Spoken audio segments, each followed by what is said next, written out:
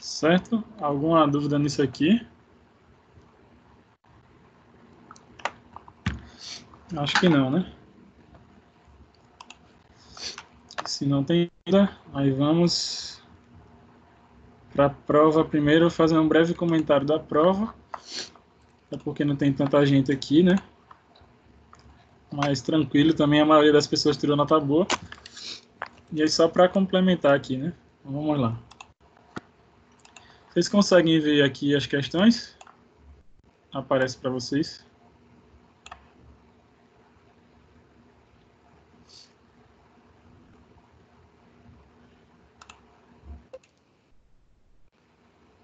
As questões aparecem?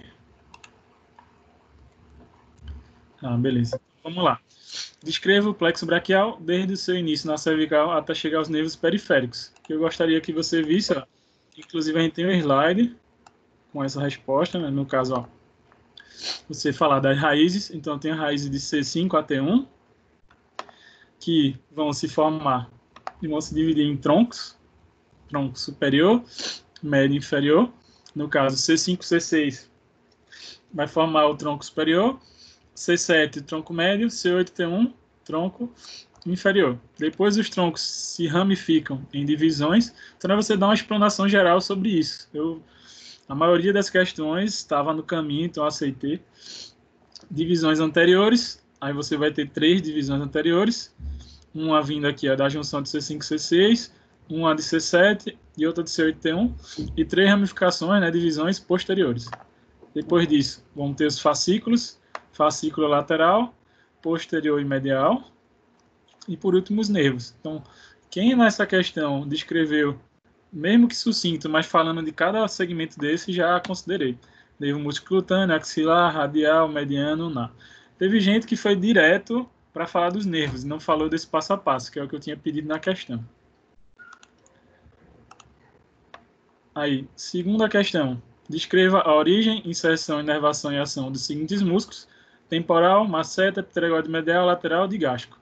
Mais uma vez, se vocês forem nos slides de vocês, principalmente que tem a articulação do crânio e mastigação, novamente vai estar lá as respostas. Ó. Temporal, origem, inserção, ação e inervação, masseter, pteregoide medial, pteregoide lateral, digástrico.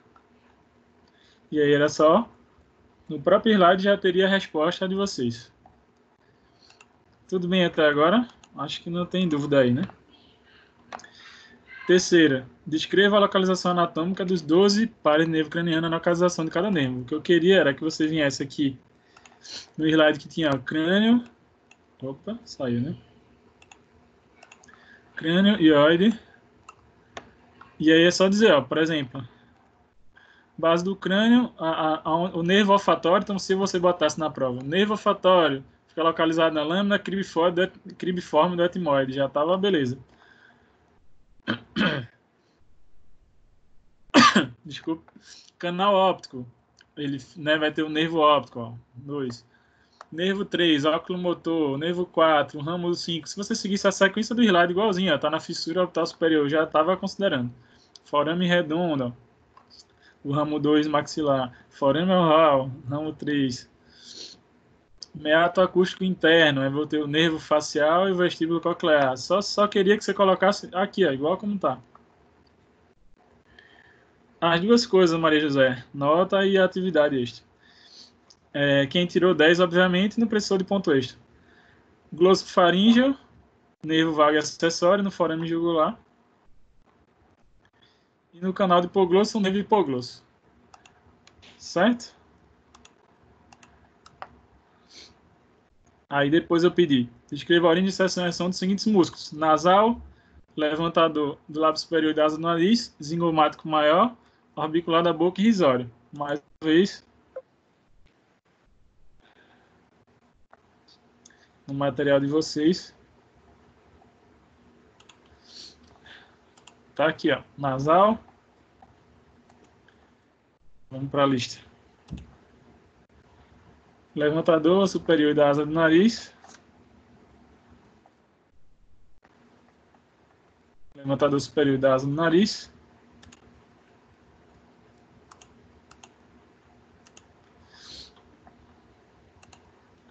travou aqui. Zigomático maior, orbicular da boca e risório.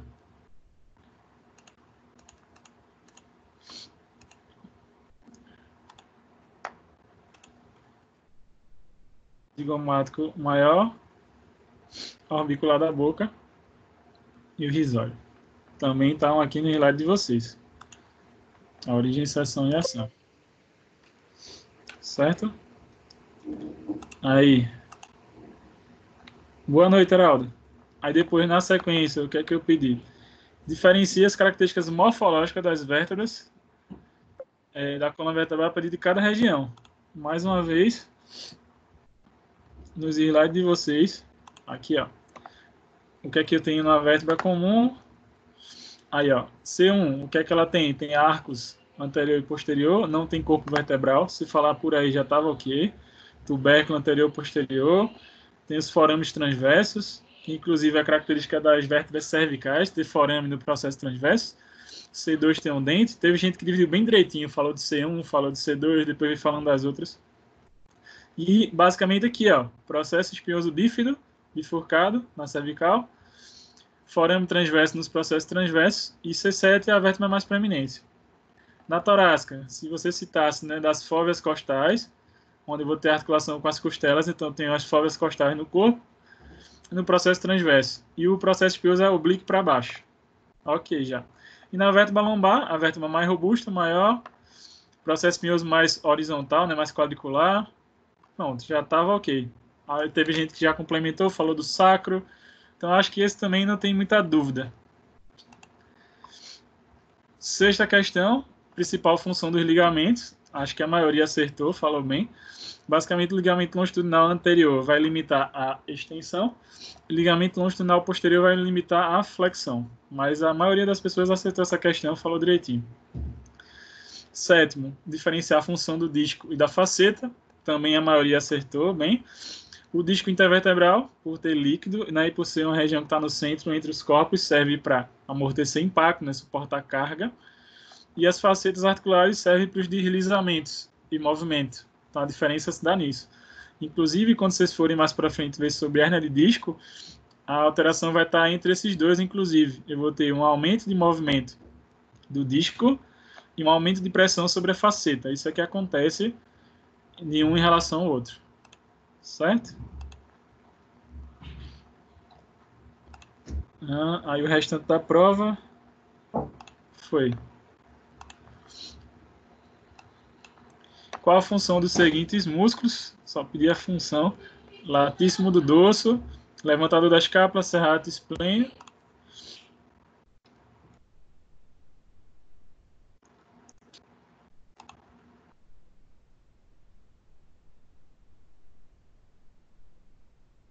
Só um minuto que travou aqui. Peraí que deu uma travada aqui.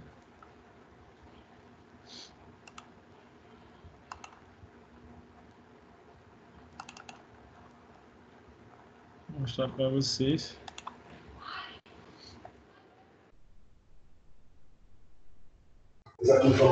Professor, eu vi que nem. Como é que é o nome? Só bater meu ponto, entendeu? Beleza, Edu. Valeu. Beleza? Posso ir embora? Pode, tranquilo, cara. Mas não... Tá registrado, né? Beleza, então. Ok. Valeu. Tudo em ordem. Obrigado. Beleza. Valeu. Aí sim, voltando para cá. Latíssimo do dorso, levantador da escápula, serrato, esplênio do pescoço.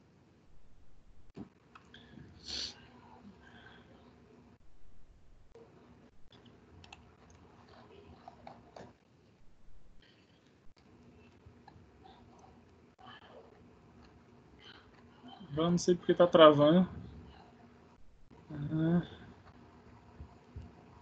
Gostaria de mostrar para vocês.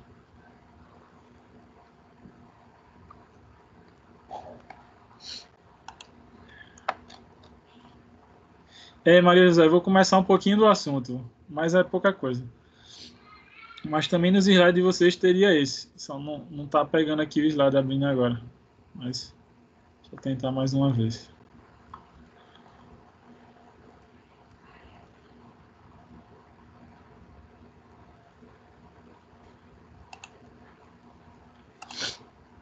Pra vocês verem que tudo eu tirei, inclusive das nossas aulas.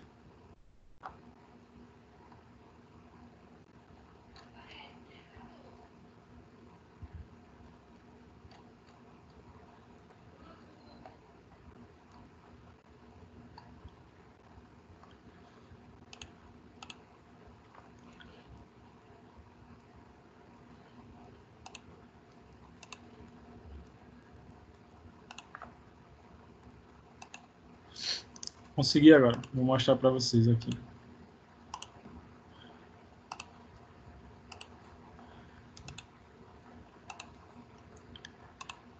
Veja se aparece aí. Então, músculos, ó.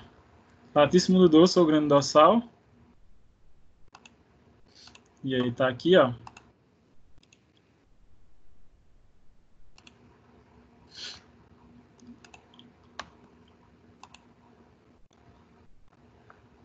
Entendi, Maria, mas vai ficar gravado. E na outra aula eu vou repetir mais algumas coisas.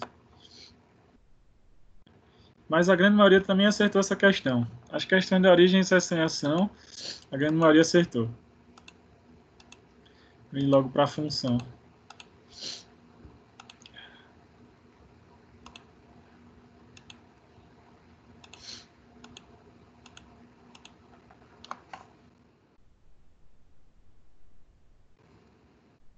Mas está aqui, ó. Estende, aduz, roda medialmente, eleva, grande dorsal. Levantador da escápula.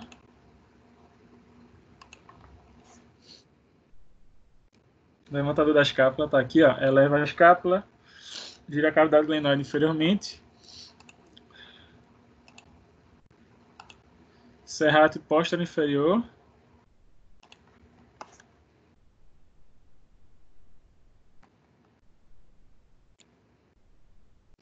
Serrátil póstero inferior, abaixa as costelas, da oitava à 12ª. E esplêndido do pescoço. Esplêndido do pescoço faz flexão e rotação uma lateral. E juntos, né, dos dois lados, estende a cabeça e o pescoço. Descreva as estruturas que passam pelo espaço tibiocranial. A maioria também acertou. Então, vou ter pelo menos o bursa, vou ter a bolsinha bursa, cabeça longa do bíceps e tendão do supra. Muitos também botaram infraespinhal. E músculos que se inserem no epicôndilo medial. Aí só a gente vir na aula de membro superior.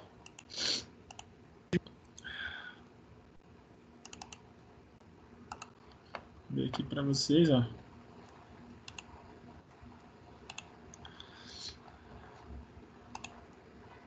Pronto.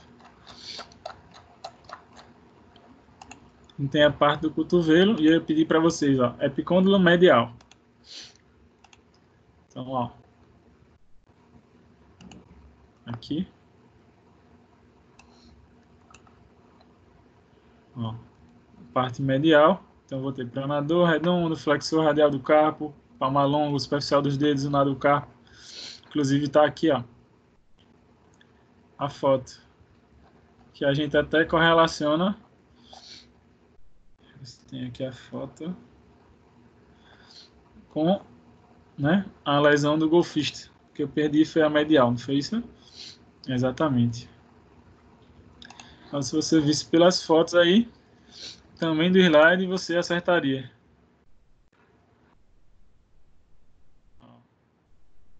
Aqui, ó, antebraço, parte mais medial, são eles aqui, ó. Certo? Então, basicamente essas foram nossas questões. Certo? E aí a grande maioria acertou tudo, deu tudo certo, se deu bem, não tem muito nem o que contestar, tá tudo no material da gente. E aí, dando sequência hoje,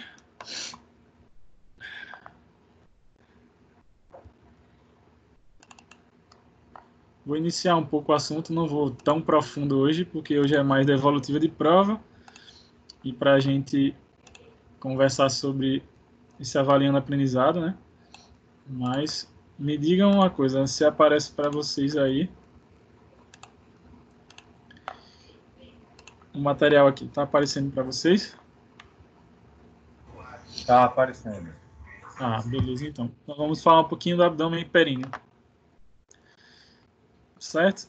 No abdômen você vai ver que tem uma conexão muito forte, né? A musculatura abdominal com as estruturas posteriores, as estruturas da coluna vertebral.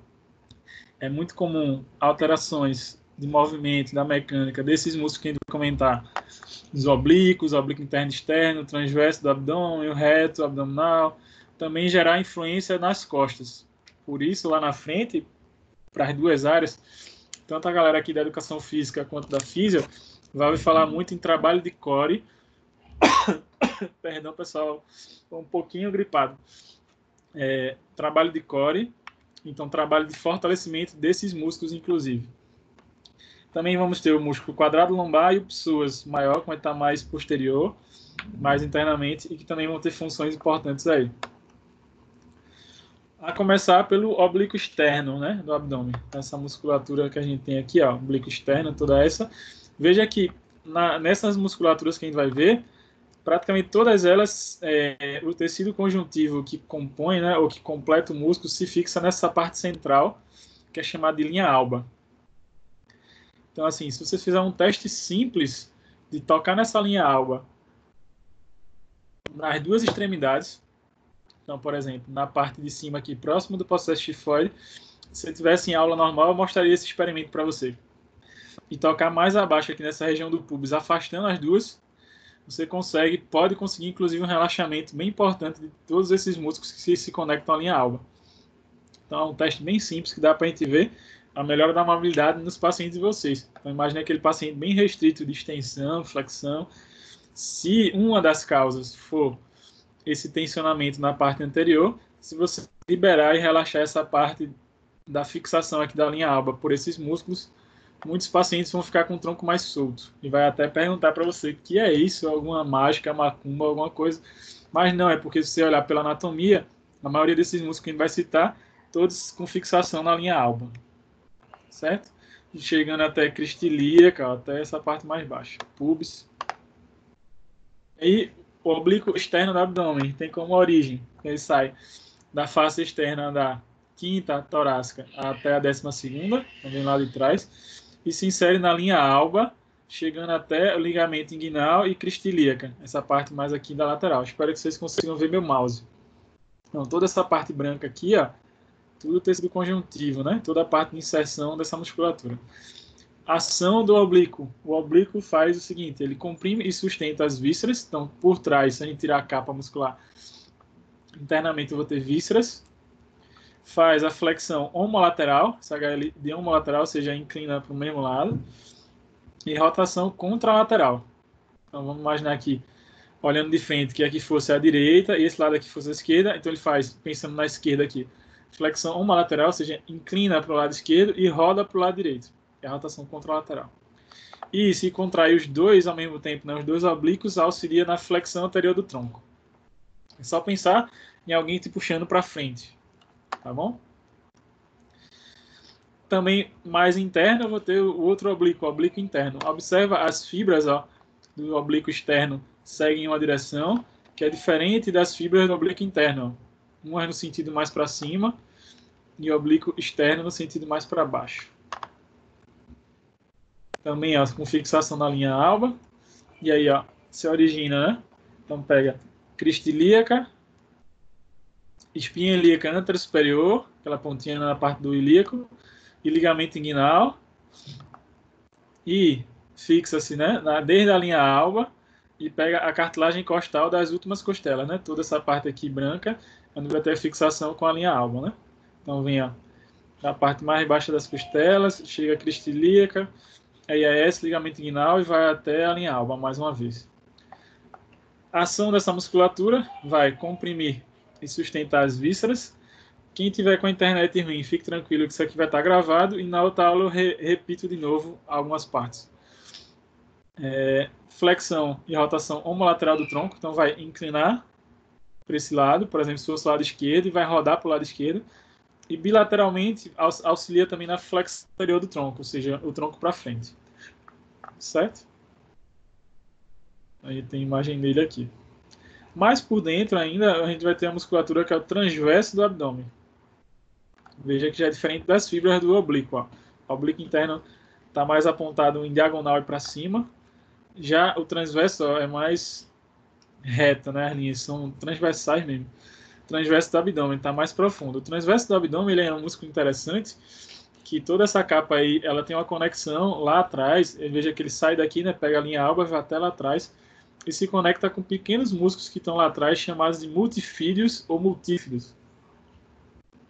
Esse músculo é bastante trabalhado num método chamado Pilates, utiliza ele.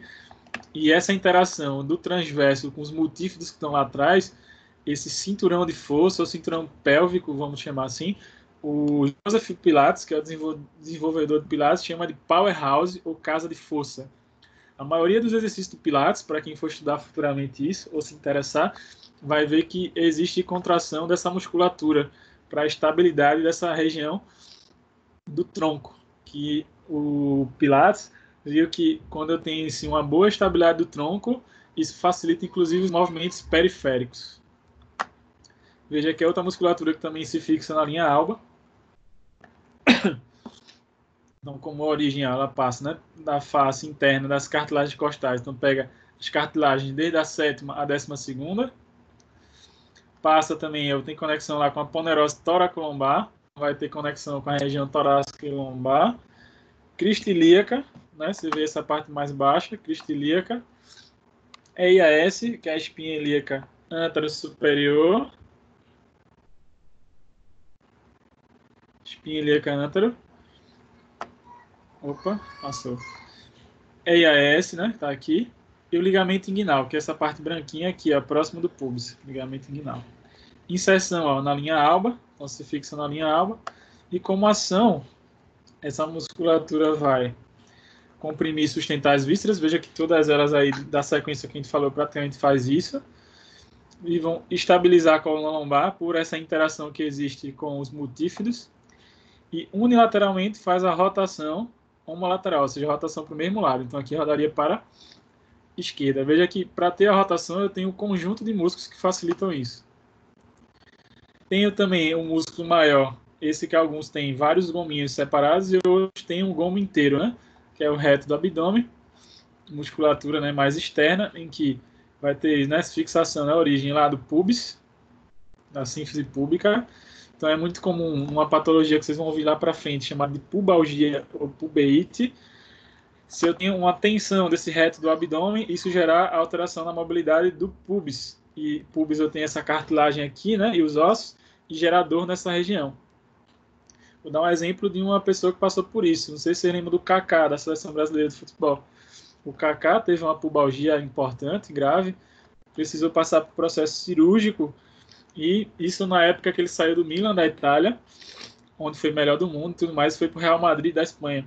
E desde lá que fez a cirurgia do pubis, não teve o mesmo desempenho, jogou no Brasil, jogou nos Estados Unidos e acabou declinando a carreira dele por essa cirurgia que ele fez. Tanto porque existe uma interação de conexão do reto abdominal, e se vocês, quando forem ver a parte de membro inferior, vão ver que os adutores também se fixam nessa região. Certo? Aí tem a inserção da 5ª à 7ª cartilagem costal, ó, lá em cima, e até o processo tifoide. Também, ó, linha alba, vê que está bem colado, ó, correto. Ação de maneira geral, flexão no tronco, mais um, comprime as vísceras, e numa expiração mais forçada, você está utilizando também o reto abdominal.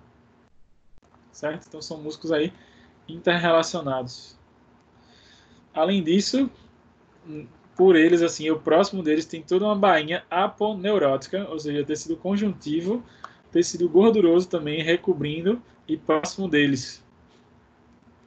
Serve, né, para preenchimento, sustentação, e algumas pessoas acabam desenvolvendo muito mais o tecido gorduroso, né?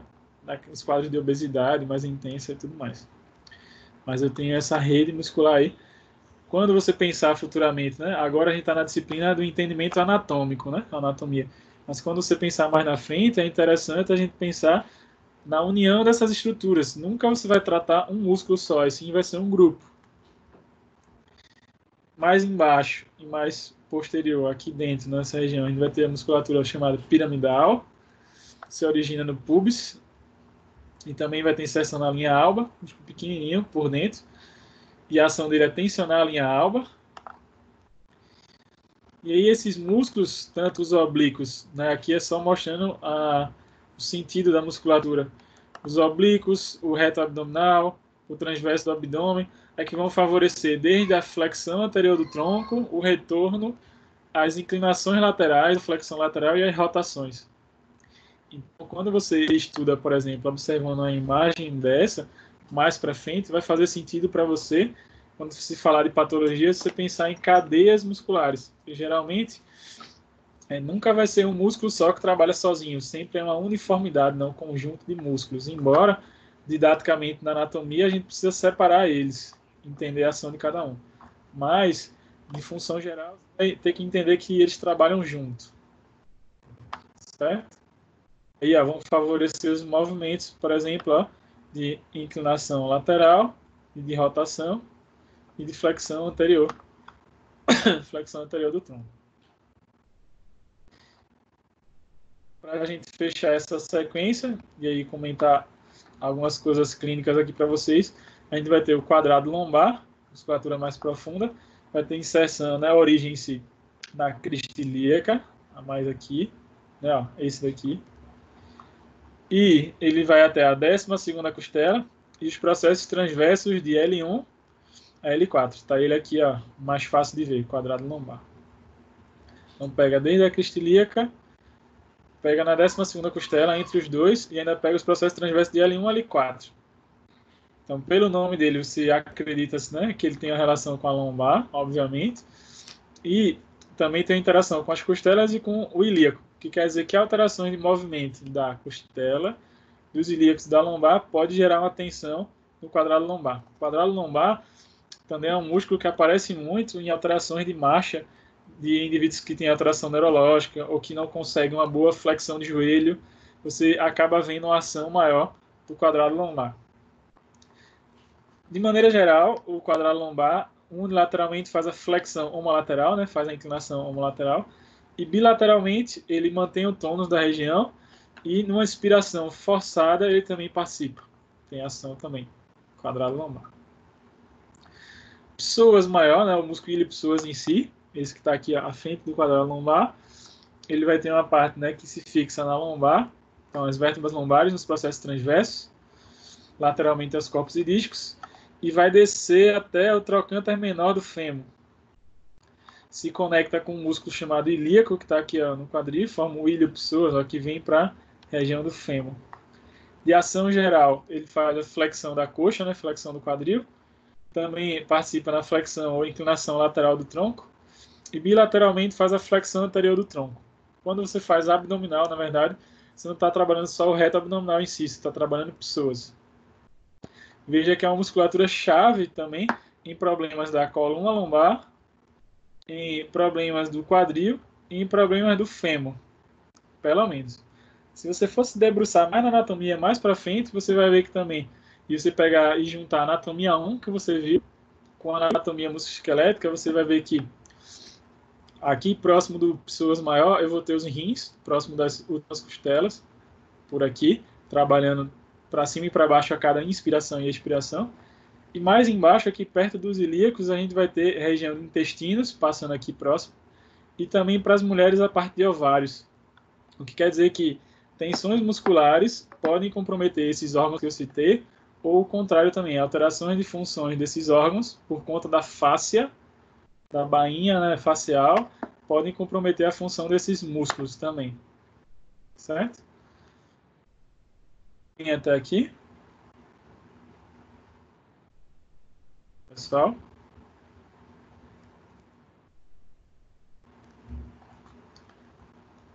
Tudo bem até aqui? Sim ou não? Sim, tá tudo tranquilo. Tranquilo, né? Então veja que os músculos, né, dessa parte abdominal têm uma inter-relação muito importante, né, com a linha alba, a maioria deles se conecta. Pensando, por exemplo, no reto abdominal, tem uma relação importante com o pubis, como eu falei para vocês nos quadros de pubalgia, E também vai ter uma relação pubis com os adutores. Então, alterações de tensão do reto abdominal e dos adutores tendem a mexer no pubis e gerar dor nessa região, e alterações na mecânica do quadril. É muito comum clientes futuros de vocês ter isso. Também é muito comum a alteração dessa musculatura que a gente citou toda do abdômen ter uma inter-relação e influência direta com a parte posterior, com a parte dos paravertebrais e musculatura das costas. Porque hoje a gente estuda separadamente, mas a ideia é pegar dessa disciplina, anatomia musculoesquelética, e depois você pensar e interagir amplo, né? Juntar esse conceito de cadeias. Por isso que, por exemplo, pensando num tratamento lá na frente, se vocês relaxam essa linha alba, de maneira geral, claro, mexer também nos músculos, vocês vão ver melhora naqueles movimentos que a gente citou, de flexão anterior, inclinação homolateral, né? Inclinação lateral do tronco ou rotação. Porque o corpo ele se movimenta em cadeia. Lá na frente também você vai ouvir falar muito do seguinte, quando você vai falar sobre, por exemplo, as lesões de membros superiores, ou a parte mais alta, cervical, pescoço, você vai ver que pode ser que ela comece de alterações de músculos dessa região sim, e aí você também pensar em nervos, plexo, quando a gente falar do membro inferior, pensar nos nervos do plexo, né, lombar e sacral, mas algumas vezes vai acontecer uma relação de interconexão dos músculos mais baixos. Então imagina assim, uma pessoa que tem problema de ombro, só que esse problema de ombro pode estar vindo de uma tensão de músculos do abdômen e de músculos do quadril. Aí alguém pode pensar assim, o que é que tem a ver isso, professor? Músculos do quadril com o membro superior, músculos do tronco, né? Se você parar para ver, deixa eu compartilhar de novo a foto lá com vocês. Se a gente pensar nessas musculaturas todas que a gente seguiu aqui, vamos pegar, por exemplo, o oblíquo, veja que elas se fixam na crista ilíaca, ó, lá no quadril, sobem, ó, vão ter fixação na parte de baixo do tórax. Logo acima aqui eu vou ter musculatura, por exemplo, peitoral, né? A gente falou peitoral maior, peitoral menor, e essas musculaturas, peitoral maior, peitoral menor, vão ter conexão com o ombro, por exemplo.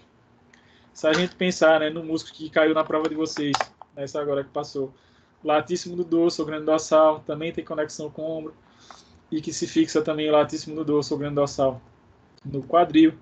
Então, assim, a ideia, já que a gente já está na segunda parte, né, indo para a segunda avaliação, não sei se vai voltar presencialmente, se a gente vai continuar nesse ritmo que a gente está, mas quando você, depois dessa disciplina, parar e raciocinar, vai ter uma disciplina para as duas áreas, né, educação física e física, chamada cinesiologia e biomecânica, vai ser justamente quando a gente vai juntar esse raciocínio, de entender esse grupamento de músculos, o que é que eles fazem, né, ou qual a conexão que eles têm em relação aos movimentos. E aí você vai entender por que, talvez, quando chega alguém com a queixa mais superior, você nem sempre vai mexer só na parte superior. Você talvez vai ter que mexer na parte relacionada ao quadril e vice-versa. Isso é uma coisa que lá na futura prática de vocês das duas áreas, vocês vão ver muito essa relação. Por exemplo, quando eu fazia pós-graduação, aí, né, cursos e tal, eu estava assistindo uma aula de um professor que estava falando sobre a parte de basquete. E aí ele trabalha, né, com esse grupo de basquete, ele atende atletas de basquete, ele foi da seleção brasileira de basquete e tudo mais. E aí o que aconteceu? Aí ele falando o seguinte, né, e geralmente esse grupo se espera ter alterações mais superiores. Primeira coisa que ele falou na aula, que chama a atenção assim pra gente, ele chegou e disse assim, quando esses atletas, né, esses clientes chegam para mim, eu vou logo avaliar o quadril. Ele falava assim na aula dele. E aí, se você parar para pensar, né, hoje, com o conhecimento que você tem, a grande maioria do que está aqui, né, pode pensar assim, o que é que tem a ver o quadril? Mas se você parar para ver os músculos e as conexões musculares de um com o outro, você consegue talvez entender, sim, tem relação, né? Pensa pelo grande dorsal, por exemplo, ou pensa nessa relação musculatura abdominal, musculatura de peitorais, né, do tórax em si, até a parte mais superior, tem muita relação. Se a gente pensar na fáscia, por exemplo, a fáscia conecta todo mundo. Então, qualquer alteração facial também pode repercutir. Isso eu estou dando um exemplo mais superior. Se você pensar o oposto, também pode acontecer. Lá na frente você vai ouvir falar sobre as alterações ascendentes e descendentes. Alterações que vão vir de baixo para cima ou de cima para baixo. Também é muito comum. E aí, quando a gente entende cada estrutura dessa, onde está pelo menos localizado, eu não sei decorar todas as origens e ações, mas eu entendo quem que está por ali e eu entendo quem que participa do movimento, por exemplo, do abdômen, né, ou da flexão do tronco, inclinação, rotação. Fica mais fácil você saber quem que você precisa trabalhar, quanto fortalecimento depois, que aí as duas áreas trabalham com isso, né? Só que cada uma focada para uma área, né? Físio de forma reabilitativa e a educação física com performance, movimento. E eu tendo o raciocínio que eu preciso fazer. Então, o que é legal dessa nossa disciplina anatomia é essa interação. Aí, lá na frente, né, a gente, né, nessas próximas aulas, acho que a gente tem ainda, se for seguir o calendário normal, o calendário de vocês, se for seguir aquele, né, e que seguiu, né, que dia 11 a gente teve 11 de maio a prova, a V2 está prevista lá para o dia 15 de junho. Então, teoricamente, a gente teria aí mais essa aula de hoje, que foi uma devolutiva, na verdade, de comentário, mais uma, duas, umas 3 aulas ainda. Alguém escreveu algo, deixa eu ver. Isso, dia 15.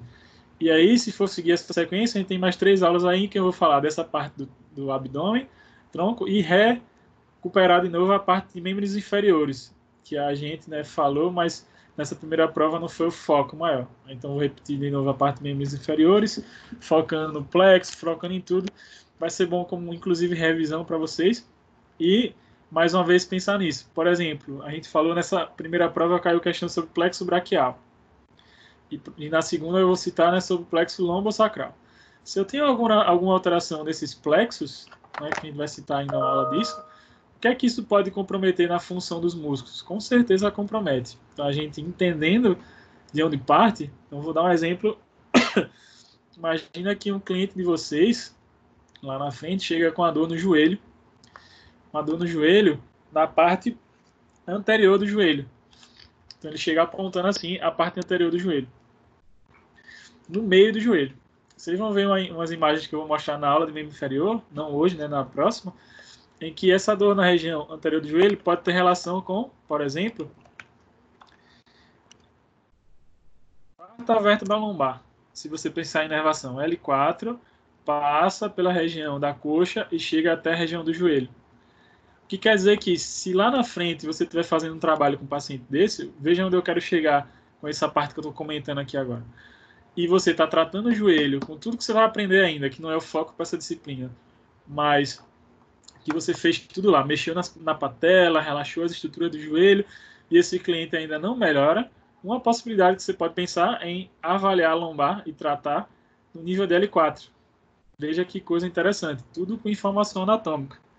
Agora meu cliente sente uma dor no joelho na parte medial, na parte mais medial da patela.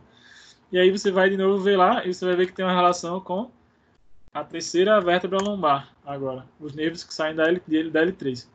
Se meu cliente agora vem com a dor na parte lateral do joelho, aí você vai ver, né, nas aulas que a gente vai comentar, que pode ter uma relação com L5, porque os nervos do plexo lombar, a gente até já falou isso, eles saem da região posterior e cruzam para a região anterior da perna, né, passando pela coxa, joelho e chega até o dorso do pé. Essa informação, clinicamente para vocês, como anatomia musculoesquelética, a ideia é a gente falar das estruturas e correlacionar com a clínica, no meu ver, é extremamente relevante. Porque se aquele cliente... Vou dar um exemplo dessa DL5. Eu recebi uma cliente assim uma vez, uma paciente na clínica escola. Ela chegou, ela era uma pessoa de maratonas aquáticas, fazia natação dentro do mar. E sempre tinha muita queixa mais superior e tronco. No dia que ela foi para lá, ela estava tinha andado de bicicleta no dia anterior, e andando de bicicleta, um carro trancou ela na rua, ela caiu com a bicicleta por cima do joelho dela, e chegou reclamando do joelho, uma dor na região lateral do joelho. E aí o que acontece? Vocês ainda vão aprender essas coisas todas, mas os meninos que estavam comigo na clínica, eu cheguei e disse para eles, vamos fazer tudo que vocês aprenderam de tratamento para o joelho. E os meninos começaram por isso, foi mexendo no joelho, que é o local inicial que essa pessoa estava reclamando da dor. Resultado, só para vocês entenderem esse contexto que eu estou querendo dizer. Tudo que foi mexido nessa região do joelho não melhorou em nada a dor dela. Aí eu estou falando para vocês aqui, né? E eu me lembrei na hora lá do atendimento dessa relação de L5 com a região lateral do joelho. Aí eu peguei e fiz assim, pessoal, vamos ver aqui. Quando a gente deitou o paciente lá e foi mexer na região da lombar e principalmente tocou na vértebra da L5, a paciente deu um pulo da maca, doeu. E a gente viu, opa, será que tem relação? Fomos lá, corrigimos isso aqui e, incrivelmente, ela deixou de ter dor na região lateral do joelho. Vê que coisa curiosa, né? Um dado aqui curioso hoje para estar falando para vocês. Então, o que me fez, né, ir para esse caminho? Esse entendimento anatômico, essa relação nervosa e muscular, que é muito bom se você já aprendeu um pouco disso nessa disciplina, né, que você está pagando para a maioria, que aí seria segundo período, né? Tem gente que está pagando a disciplina novamente, então já está mais na frente e tal. Talvez seja mais fácil ainda o que eu estou falando. Vocês que estão no começo desse raciocínio talvez não tenham esse entendimento, mas se vocês estudarem bem direitinho os nervos nas aulas que a gente passou, né, plexo braquial, plexo lombar, e dar uma relembrada nos músculos, vocês vão ver que vai ter muita relação lá na frente de tratamento, que vai ser muito bom com resultados só por entendimento anatômico. Só por vocês entenderem essa relação. Certo? Então, assim, hoje, alguma dúvida em relação aos músculos que eu mostrei para vocês? Essa aula vocês já têm, inclusive, mas eu posso mandar aqui de novo sem problemas. E eu não vou seguir tudo, porque hoje era mais para devolutiva e ainda comecei essa parte. Na próxima aula eu volto com isso, eu continuo o material e nas outras a gente vê a parte de membro inferior. Mas alguma dúvida relacionada a esse assunto inicial que a gente viu, músculos do abdômen, e ainda tem a parte períneo que a gente vai ver também? Pessoal? Vocês estão me ouvindo aí? Sim, estamos ouvindo. Tudo tranquilo ou alguém tem alguma pergunta?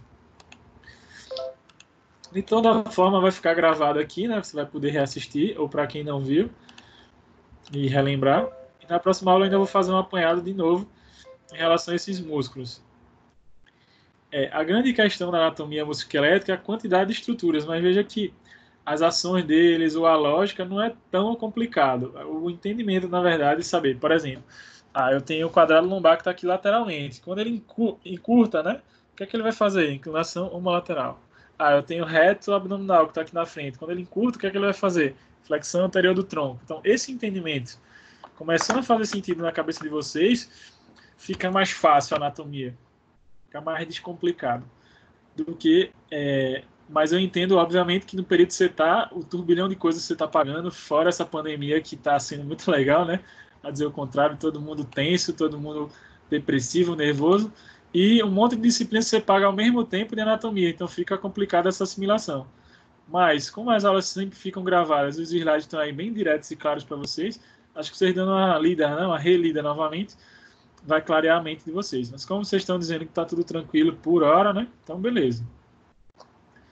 Então, eu vou fazer o seguinte, vou finalizar essa parte de anatomia, né, teórica por aqui, e vou fazer o seguinte, vou mandar umas fotos para vocês com estruturas do abdômen, para vocês identificarem, lembra naquela sequência de atividades, porque se alguém precisar de pontuação extra, já vai estar dentro dessas atividades. Então, agora, nessa parte aí, eu vou finalizar essa parte aqui, né, da nossa conversa, mas eu já vou mandar para vocês algumas fotos, não precisa responder hoje nas carreiras, mas quem quiser já para se livrar, vou mandar a foto das estruturas do abdômen, né, que a gente citou, para vocês preencherem e me reenviarem. Ok? Tudo bem, pessoal? Já é para irem assimilando os nomes. E vou mandar também vídeos com a demonstração da prática. Infelizmente, né, a gente não tem como ter acesso ao laboratório agora, então vou mandar esses vídeos para clarear para vocês. Certo, pessoal? Então vou mandar agora os vídeos, vou mandar as fotos para vocês identificarem, e aí semana que vem a gente volta relembrando essa parte de abdômen e seguindo para períneo e nas outras aulas membros inferiores. Certo? Então, acho que é isso. Obrigado para quem esteve aqui presente, né? Pôde vir da prova, pôde discutir. Se alguém tiver alguma questão ainda, me fala no privado, fala comigo no privado aí se tiver alguma coisa a questionar ainda. E vou mandar agora a atividade para vocês. certo? Tenham uma excelente semana. Não vão embora